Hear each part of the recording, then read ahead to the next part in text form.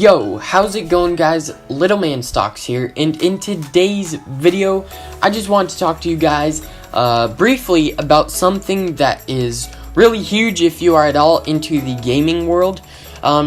So, if you haven't already heard, Bungie, the creators of Destiny, which is the game you are currently watching right now, they have officially separated from Activision. Now, to give you some context, Activision is a AAA game development company, or whatever. I don't know the exact terminology, but the point being, they make games and publish games and whatnot. They've done a lot of games, like I'm pretty sure they've done all the Call of Duty games, if not most of them. They've done like Candy Crush, Skylanders, and of course Destiny, because otherwise we wouldn't be talking about this. But anyways, that's just to give you some context as to what some of the games they do are. So they're a pretty big company, and but unfortunately lately they've kind of been having some sales issues, and so they had to simply let go of Destiny because it just wasn't worth the money they were putting into it, apparently. So there's no hard feelings apparently between Bungie and Activision.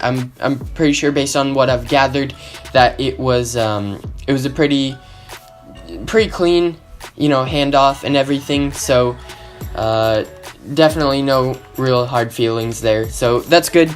But anyways, I want to talk to you guys about this because as a Destiny player myself, this is huge. This is really huge. And even if you aren't a Destiny player, this also can be really big for you as well.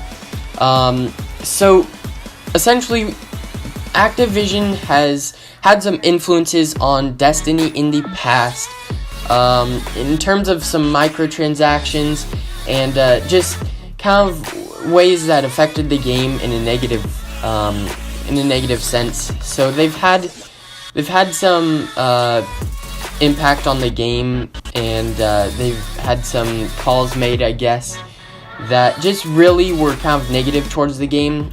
For instance, back to that whole microtransaction thing I was saying, they haven't had anything as bad as like Battlefront 2.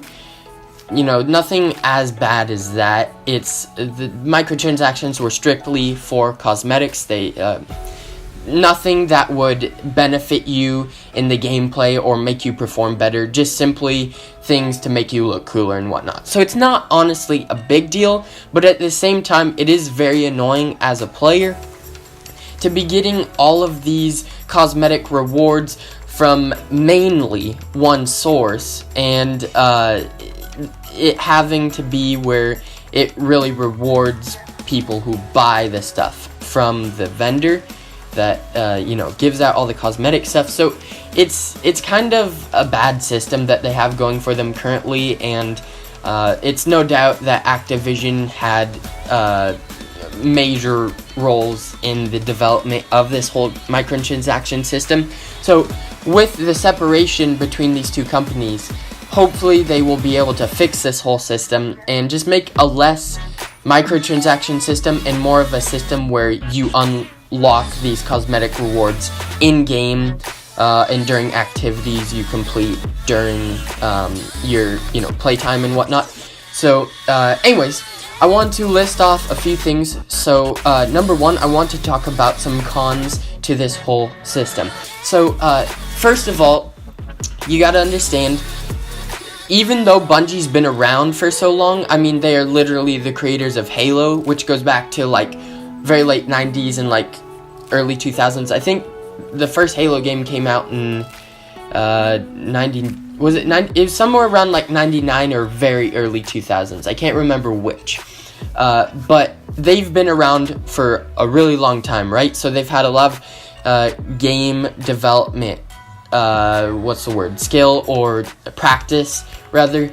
And so the fact that they're officially branching off from Activision means that they are technically an indie company. And how this is because they've actually never self-produced their own games. When they were the creators of Halo, they were published by Microsoft, so they didn't even technically publish Halo even. And so once they separated from Microsoft, Microsoft kept the rights to Halo, so they started a new franchise called Destiny, right? So they started a deal with Activision, and the deal was that they would go for 10 years with Activision to create Destiny, and Activision would publish the game for them, right? So funding and whatnot was a large part, if not, most, by Activision. But lately, Destiny has not been doing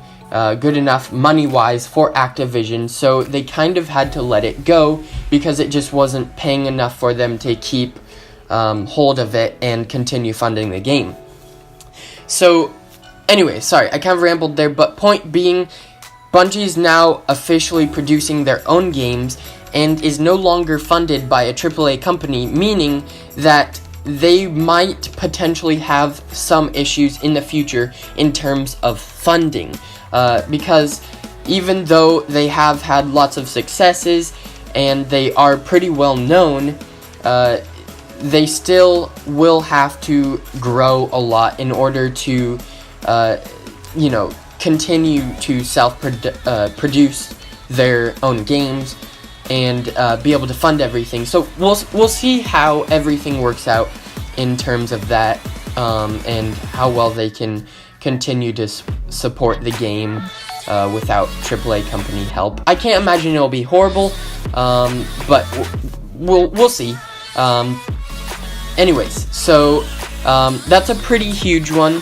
And then also we have the fact that if they do mess up on Destiny 3 again, or maybe in even just future content for Destiny 2 after the season pass, but more specifically towards Destiny 3, if they mess that up, they will have no more excuses, because Activision's not there to blame anymore for affecting the game in a negative way. It will purely be Bungie's fault if they mess up again. So hopefully they nail the game going into Destiny 3. I'm really excited for Destiny 3, which will be coming out in a couple years or so, maybe sooner, because of this whole deal thing going down and Bungie claiming rights to the whole Destiny franchise. So I'm excited to see what they can do. This game has so much potential, and I really think that they can do a lot with it. However, I feel like if they don't execute, in fact, I don't even feel like this. If they don't execute Destiny 3 well, and it's another whole Destiny launch system with just, it's a bad game at launch, that's basically, in my opinion, kind of going to be the end of Destiny. People are just going to give up, to be honest. And, with this whole new situation going on where Bungie now is their own producer, this is actually probably going to bring back a lot of players, because these players will be thinking, oh hey, I might give Destiny another try since Activision is out of the picture, right? So there's a lot of pros and cons to this, but if Bungie doesn't, act well and, do a good job with this, it's going to be really bad for them. So we'll see how everything works out, like I said. But those were some cons. Really quickly, I'm going to try to wrap this up really quick. This has gone a little bit longer than I planned. But some pros are, as I stated, they now have full rights and they can do whatever the heck they want with Destiny. And that to me is really important, because I feel like now Bungie knows, for the most part, what its community wants, and they have been listening to us. And with Forsaken and a lot of the new content, it's been really solid. They've had a few not so great things going for them lately, but I think that they can really learn from everything they've discovered through the whole Destiny 2 experience. And with Destiny 3, I just feel like with the whole potential this game has, they could just make such an amazing game that would bring in all types of players. I feel like if they tapped in more to the RPG role-playing style of Destiny for PvE, I feel like it could just be incredible in terms of the story and the more PvE aspect of the game.